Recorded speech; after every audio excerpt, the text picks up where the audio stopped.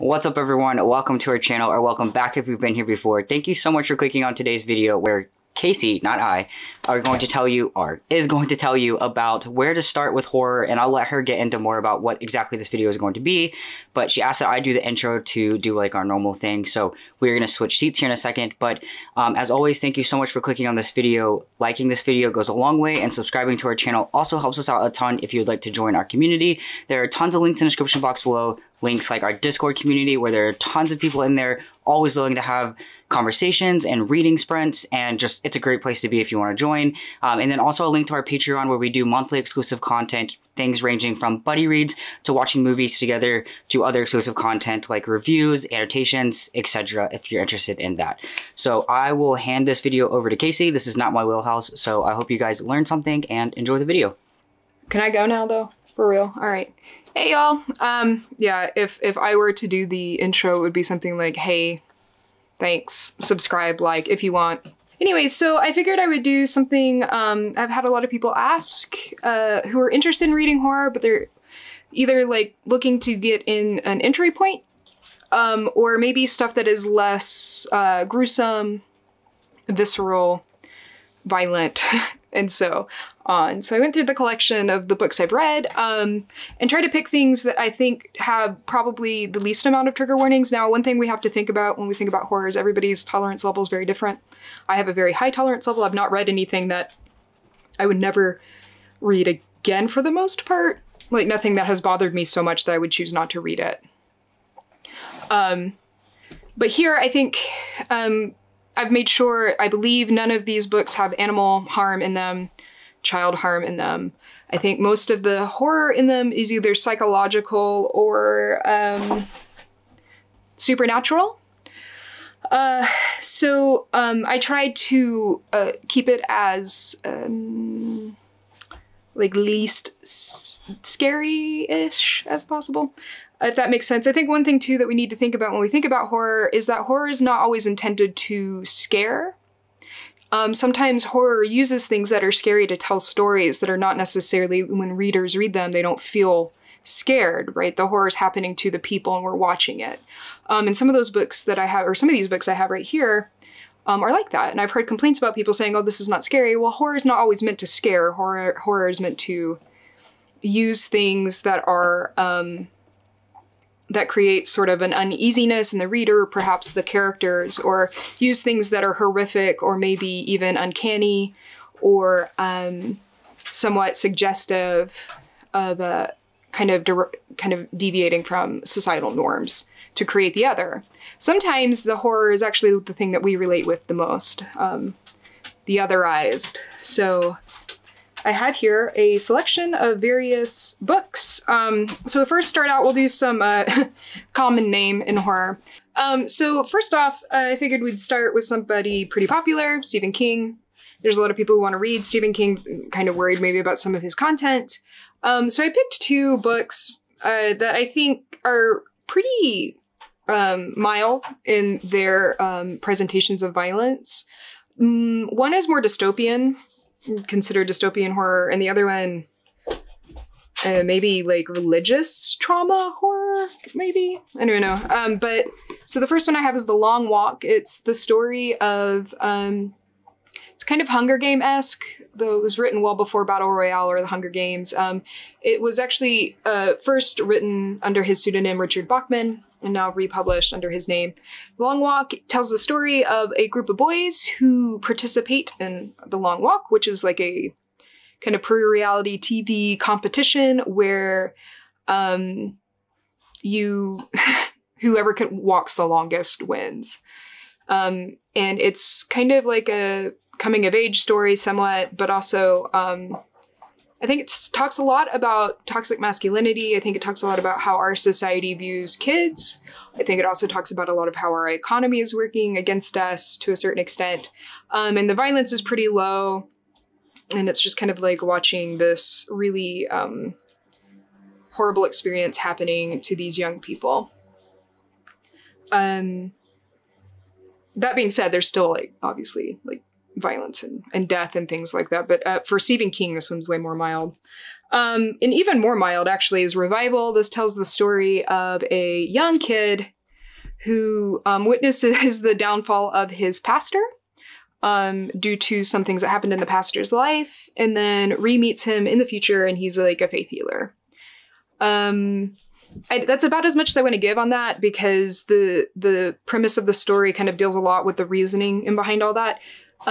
A large part of it also has to do with this idea of death and how do we handle death and what happens after we die. The ending of this at first I thought was really stupid, but then I woke up the next day and I kept thinking about it and I was like, oh no, he's actually a genius in the ending for this particular thing. And all I'll say is we don't truly know what happens after we die, and he kind of expounds on that a little bit. Next up, I picked a book by Samantha Schweblin. She is I believe she was from, let me see, I'm pretty sure she was from Argentina, but now lives in Germany. Yeah, so she was from Buenos Aires and then now lives in Berlin. Okay. But this is Fever Dream. It tells the story of someone experiencing a fever dream in the middle of a pandemic, which it maybe is too on the nose right now, but it's all very surreal. And it's coming from this place of a stream of consciousness, very postmodern, meaning that it's kind of formless. And it's also touching on like a lot of issues happening kind of worldwide. I would say that this is maybe for people who are more interested in reading something that you don't completely understand what's happening the entire time, because the character going through the experience doesn't really know what's happening the entire time. And I also picked this one because Tender as the Flesh is really, really popular. And that's another author from Argentina. And their form, the way that they're writing and presenting is kind of similar, but Tender as the Flesh is way more visceral to a degree that has made a lot of people uncomfortable. Whereas this is less visceral and more kind of psychological and surreal. All right, next up we have, I just read this actually and I was very impressed. It's called The Luminous Dead. It's by Caitlin Starling. And I will say the reason why I'm impressed, and I'll go ahead and be upfront about this because this might not be everybody's style. Sorry, if you see like red bumps on me, I'm getting like a nice spread of poison ivy all over me, which I guess is a horror story in and of itself. But this is really interesting because there's only 2 characters in this entire book. And I'm going to be upfront about that because I can see maybe some people not liking that or maybe coming across really boring. I think she nailed it. And at first I rated this 4 stars, but then I thought about it and I read this in a day. And the fact that like an author kept me kind of captivated with their work with only using 2 characters. There is like a couple scenes where there's like flashbacks or, videos and there's other people. But for the most part, you're watching this one person go through a cave system by themselves with another person leading them and like sitting up somewhere on top of the surface. And it's more psychological horror than anything else. And it's really neat because you're not really sure what's going on. The author does a good job of kind of like making you not really know what's real or not. And sometimes like I get really irritated with psychological horror because I feel like it can be really gimmicky, but this author does a really good job of capturing that aloneness and what happens when you're in these spaces and you are stuck with yourself or perhaps just this other person. And you're at this point, the character just sometimes is like, I have no clue what's happening. And she kind of takes you along with that. You really kind of feel almost like you're in that same kind of spot. And there's no violence whatsoever in this book. I mean, there are some dead bodies that appear, but that's very like limited in its scope. Next up, we have The Twisted Ones by T. Kingfisher. I kind of included this somewhat with The Luminous Dead just because it's the story of this woman who is stuck in this house. Her grandmother died and she is cleaning it out for her father, and she's stuck kind of in this kind of small town in North Carolina, cleaning out her grandmother's home, and her grandmother was a hoarder. This is one of the most imaginative, creative horror stories I've read. If you liked Hex, I would recommend reading The Twisted Ones. I will say that The Twisted Ones is less visceral than Hex. And there's one scene that could be construed as animal violence, but it's not. And you can unravel that as you go through the book. a lot of the horror is supernatural in nature or psychological or like creature feature-esque. But it's really, really good. It's like a dark fantasy horror. That's how I would actually term it. It's very dark fantasy. It's almost like if you were to take Ari Aster and Guillermo del Toro, and if they made like a book together with like both their personalities, you would get this book. It's really, really, really good. With less violence, because both of them have some pretty visceral imagery. Next, I have a few that are kind of maybe in the Gothic genre more so. And I've heard some complaints about some of these that say, oh, these aren't really scary or whatever. But again, to me, horror isn't about scaring people. It's about creating interesting stories using things that are disturbing or unnerving or uncanny. So first up, and this is like one of my favorite books of all time, so I'm going to recommend it, is Slade House. This is a very Gothic novel, modern and postmodern Gothic novel. It tells the story of 4 different groups of people over the span of, well, it's incremental. So you have every like 19 years, I believe, it's reset. So you have one group and then 19 years later, another group, and then 19 years later, another group. And it's telling the story of this experience within Slade House. And that's as far as I'll go, because this is more of a like kind of trying to figure out what's happening. If you like this book, read Bone Clocks, because it'll explain more of the backstory. But it's very, very good. Read this book probably back in 2017, and it's one of the first books that got me back into reading. So, and then next up we have Mexican Gothic. This is probably the most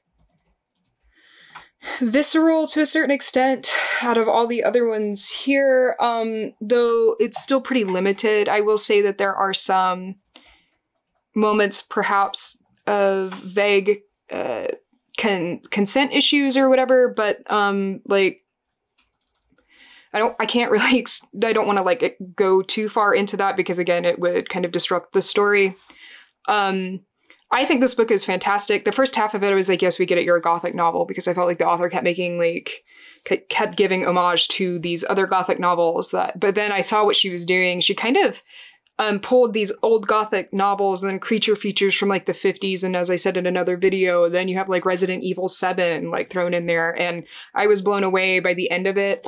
And I really liked the ending. I'll leave it there because I don't want to say whether it's good or bad or whatever, because I don't want to ruin the experience, but I really recommend reading that book. Also, I made this stack thinking if Zach could read these, because he's on the low end of horror tolerance. So I want to also preface that I think Zach could read all of these books, and he's very sensitive to visceral imagery and graphic stuff, and I think that he could handle all of these just fine, which means I think most people could, which is not a bad thing. It's how we are all built differently.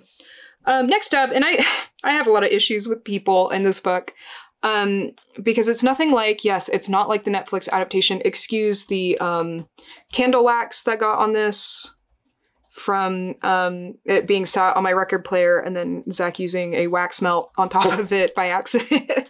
I believe this is my copy. Oh no, it's my new copy. You got wax all over my new copy. You know that if I did this to one of your books, you would never talk to me again. Yeah, and then here it is, just defaced. Man, this should have happened on the one I had all my annotations for school in. Anyways, yes, this is not like the adaptation on Netflix. Mike Flanagan's awesome. I love all of his work. He's one of my favorite creators and directors in TV and film space right now, currently. I think everything he does has a lot of heart in it, and I think that he got the spirit of what Shirley Jackson was writing in this book. However, his adaptation is not a what we would call like a direct adaptation. It is something where he took the feelings of this book and other works by Shirley Jackson and then kind of interposed them in a modern Gothic horror. This is not a scary book.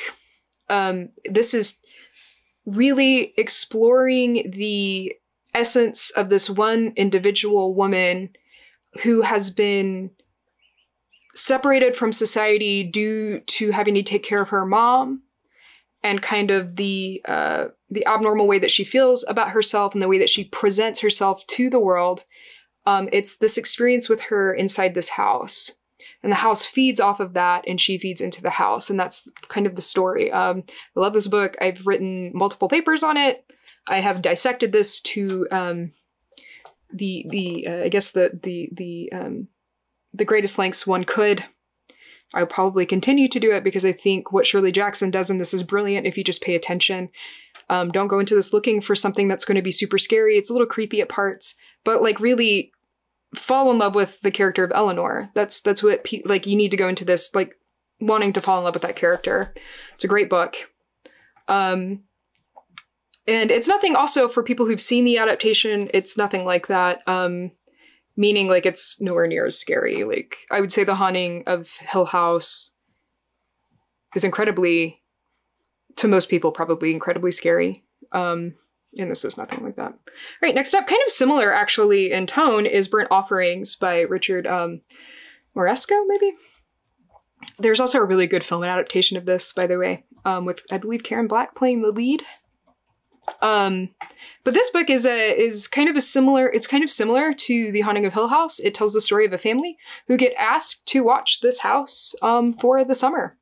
And it essentially kind of talks about the fallible nature of society with capitalism and meritocracy, and how these kind of lower middle class people get like really wrapped into this desire to be in this kind of upper class society, but that upper class society just kind of wants to use and abuse them. I feel like that's kind of the heart of this book. It really surprised me. I read this in like a day, and it made me think. Also, it has an introduction by one of my favorite authors, Stephen Graham Jones. So that's plus. But again, this is more similar to The Haunting of Hill House. It's very psychological. There's kind of a supernatural aspect. There's some creepy families. It's very much a modern Gothic. I don't see this getting a lot of love with like stuff like, because it was kind of released during the same time that Richard Matheson was releasing like Hull House and I Am Legend, and when King was like starting to release some of his early stuff, and The Exorcist was also, I think, kind of released prior to this, and Rosemary's Baby. So you had all of these great works, and this kind of just got lost. And I wonder why, beyond the fact that like it doesn't rely on any sort of shock value or possession or anything like that. It's really exploring this family and their relationships, and I think it's really interesting within this house. Next up, I have a few anthologies that I'm happy to recommend people, because all of these women are effing awesome and they're kick-ass, and they all write from very different perspectives. And these are all pretty harmless. I will say Angela Carter might be the weirdest one, in the sense of like, she has one, this is a retelling, The Bloody Chamber is a retelling of like various fairy tales, and she has one that's like based off Puss in Boots. And I will say that story is really weird and I don't like it. And I'm just going to be upfront with that, okay? It's weird. I'll let you decide if you read it. You can come back at me, and you're probably going to, if I think it's weird, my professor thought it was weird. You're probably going to think it's weird. Otherwise, all of these stories are brilliant. This is, all three of these, I would say, kind of fit into that, again, postmodern, formlessness, stream of conscious at some points, very like all over the place, surreal at points, and then very real at other points. And this is Angela Carter. She wrote this, I think, in the late 60s or early 70s, perhaps. Let's look at the publication and date, if I can find it. Yeah, 1979. And it's really dealing with women in British society. I guess you could maybe broaden that and say this is kind of the experience of women in Western society as they're exposed to these kind of various fairy tale, like Disney-esque stories, and kind of like how society teaches you to interact with it versus how you should. And my favorite story is The Namesake, is The Bloody Chamber. The ending of that is really, really awesome. And it has a surprising end that I really, really liked. Next, I have Her Body and Other Parties by Carmen Maria Machado. I love this book. Actually, I was accepting something from my school where one of my favorite professor was actually the one giving me this award, and he used her, a quote by her to introduce me. And I thought that was really, really awesome, because I look up to this woman greatly. She talks a lot about body positivity, kind of fat phobia in the sense of how clothing is made, and how it can affect women, queerness. She is also Latina. So she talks a lot about being a brown person in American society. I love all of these stories. I don't even know which one's my favorite. Maybe 8 Bites is really good. Real Women Have Bodies is really good. The Resident is really good. There's this one story too, where she's like this artist kind of going away as a retreat, and that one's really good. And there's a lot of this is like psychological, and also using more of like how society treats marginalized groups as its horror. And it's really, really good. And then also I have Let's Play White, Chesia Burke. I don't know which one of these 3 I like the most. Maybe Her Body and Other Parties, but this is a close second. Again, very similar, kind of dealing with being Black in America, being a Black woman in America. There's this one story that does great about, and I actually learned a lot from reading this book, and I think that if people come in with an open mind, you can really learn a lot. There's this one story that she, it's called Q Change, and it's kind of this idea of like what white saviorhood kind of does to marginalized communities, particularly the Black community, and in really insidious ways that I think even like well-meaning people don't intend to. But she does this through almost like a zombie story, but it's not like a zombie story. There's no like, for the most part, violence. I think just read it. It's really, really good. She also deals with disability. She has a story about an autistic child, and how this autistic child relates to their history as they're being prodded and probed by doctors who don't understand them. And she also has a few stories that deal exclusively with class. So there's something in there for everyone, I think. And she does a really good job kind of demonstrating American society and the horrors of marginalized people of all types. And finally, I have a book here that's really interesting, and I was actually very surprised that I liked it, but it's Chasing the Boogeyman by Richard Chismere. I think he writes a lot of thrillers, maybe some other stuff. I don't know. I've not really read a lot more by him. This is a super interesting book because it's not all fictionalized. He bases this in the town where he's from with people he knew from this town. Essentially, all of the events were that he kind of talks about, or these places, or the families and the people he associated with, are all real. But he creates a fictitious kind of serial killer in the midst of it. So it reads like a true crime novel. Like he's trying to figure out who the serial killer is in his old hometown. And so all of the murders and the serial killing and everything, and it's all fake. That's the only fiction part. Everything else is nonfiction. And it's not very visceral. It's very interesting. The format's really, really interesting, and I think that's what makes this work for me, because if this was just a story that was kind of like, oh, figure out the killer, I don't think I would have liked it very much. But the way it's written, and he goes as far as to like add like court documents, like newspaper clippings, interviews, like crime scene photos of like stuff happening around. Like, let me see if I can find. Yeah, and like none of it gets like more graphic than this. It's just kind of like normal stuff that you would see. I didn't really hold that up there, but I don't know. Yeah, like none of it's just kind of like what you would see if you were watching like Dateline or something. And he just creates this really cool story in this really, really weird, real world. And I don't know if I would have known that had I not read the introduction. Perhaps I would have, I'm not sure. But if you like true crime, this is your go-to. So yeah, those are, I have no idea how many books that would, how many, 1, 2, 3, 4, 5, 6, 7, 8, 9, 10, 11, 12, 13. I found 13, haha, 13. Perfect number for horror book video. But those are 13 kind of beginner horror books. Maybe beginner's not a good word. I hate that word actually, because it makes it sound like, I don't know, like I'm patronizing you. And so I should say maybe 13 horror books that are non-graphic. Maybe that's a better way of putting it. because some of these are my favorite books. I mean, I have like a 20-page paper on one of them. And if I could teach, like, I would definitely teach Slade House and Mexican Gothic. Well, Slade House is my favorite book, and The Twisted Ones is one of my favorite horror books that I've read. So, and Revival is one of my favorite Stephen King books. So, actually, there's a lot of books in here that I would personally, love and would have in like top 10. So, I hope that was helpful. I'm sorry that if it was monotone and boring. I know that I enter that space quite often. But yeah, I hope you enjoy it, and I hope you found something you might like to read. So you guys have a good day. Don't forget to like and subscribe and join the Discord and stuff about Patreon. Okay, bye.